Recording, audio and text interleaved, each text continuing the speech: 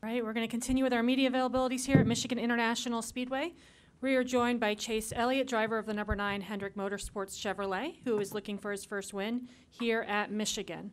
We will go straight to questions for Chase. If you please raise your hand, we'll get a wireless microphone to you. We'll start up here with Cameron and then go to Matt. Cameron Richardson, NASCAR.com. Chase, you come into Sunday 40 points outside the playoffs.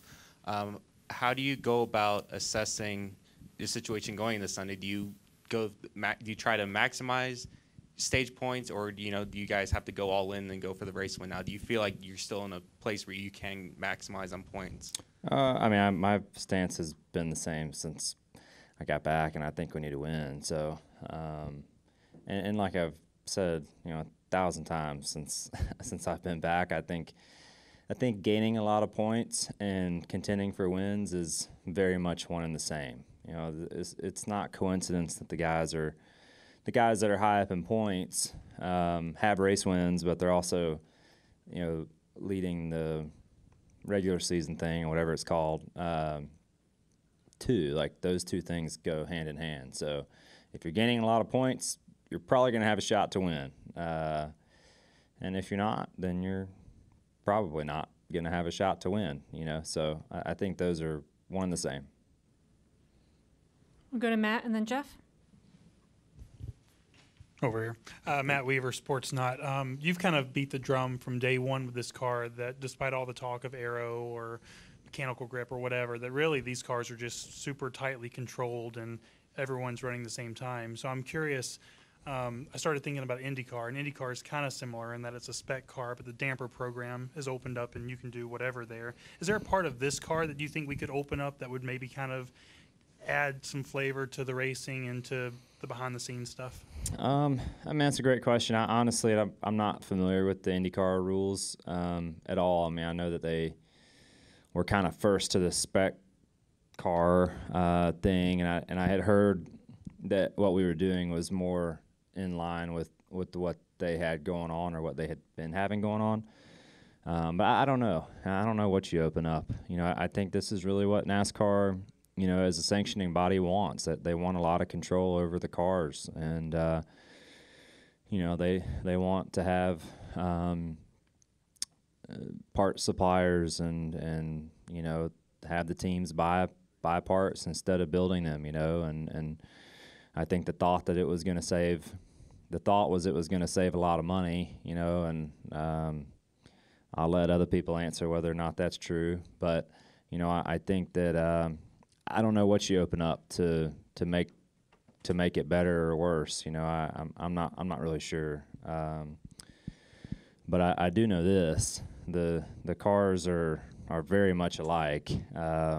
It's so funny. Like every week, we do our post-race debriefs, and the engine shop comes up with this really nice report for us to look at. While we're talking through our race, and it kind of splits up like part throttle, full throttle, closed throttle, and like the four of our guys are within like 1% of each category, and when those things are the same, it's just going to be really hard to be different, and I don't see it changing. And then you're going back to Berlin for the first time, I think in like 5 or 6 years, on Tuesday and Wednesday. How excited are you to be able to race there and get back on a super late? Yeah, I've run more this year than I have in the past, I don't know how many years. So I'm looking forward to it. We've been working at it. Really much like the Cup side, we've just been trying to get a little better and trying to get some momentum on that side of things too. So I'm looking forward to going to Berlin. It's been a little while since I've been there, but I'm looking forward to getting back. Really unique and weird short track. I've run that a few times, but looking forward to getting up there. It's a good show, a good midweek show, a place that seemingly has a lot of support from the local community that I remember. Always great crowds, and they put up a nice purse, too, which in the asphalt world is a really big deal, in my opinion. So I think it's important for the racers to go and support those shows that put up a lot of money to win when they do, because they don't happen all the time. So excited to go and support it and try to get a win. We're going to go to Jeff and then Lee.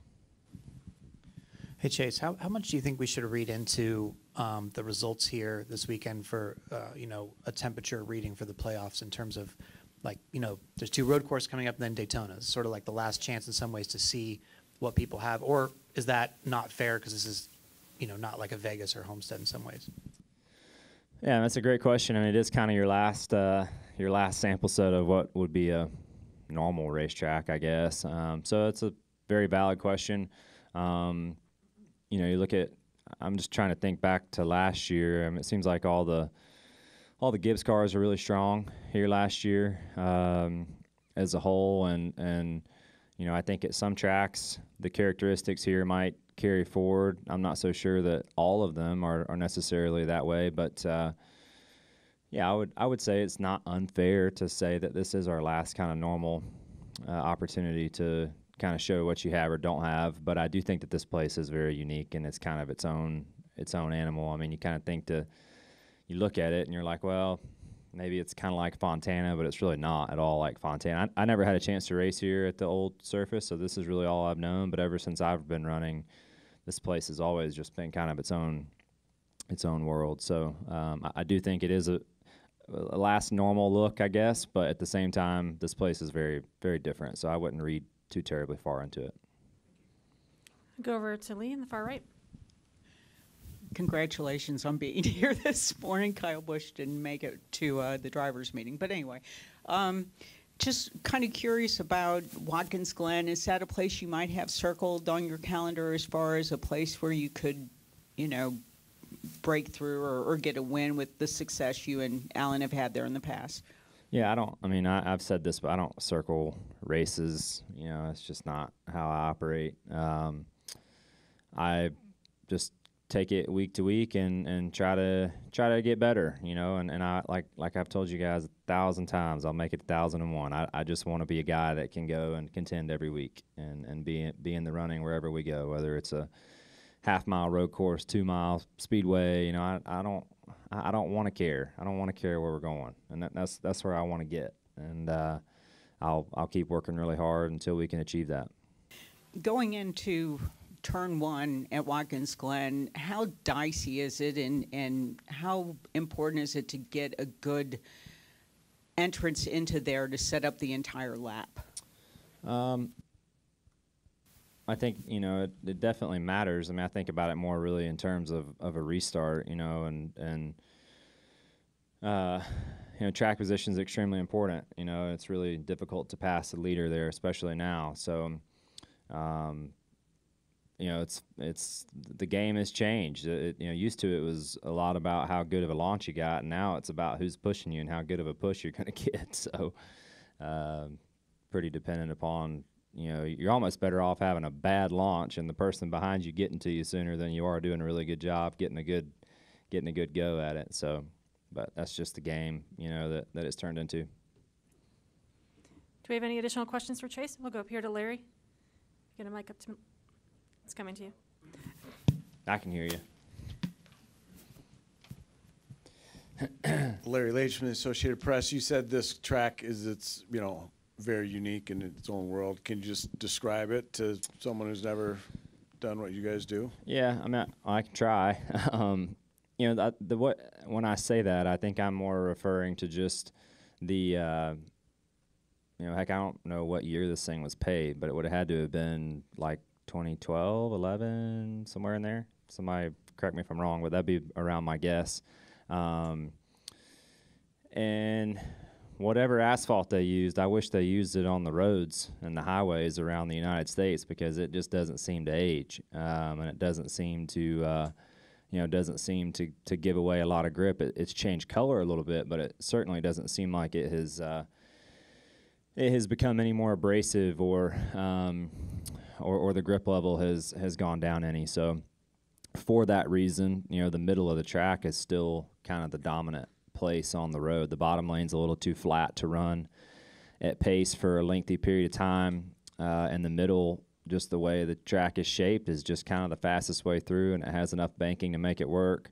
And I think the hope is, and I think it will age eventually, but is to try to keep working it up and have a wider racing groove, with the right amount of banking to to run, and I think that's what they're trying to achieve with the grippy stuff and trying to promote us moving up. So, yeah, it's just the place has a lot of grip. It's still very fast and hasn't really seemed to change. So we'll see if it's any different this weekend, but I kind of doubt it. Anything final for Chase before we let him go? All right, Chase, Perfect. thanks for joining us. Thanks, Good luck guys. this weekend. Yep. And to the media, we'll be starting the media bullpen shortly.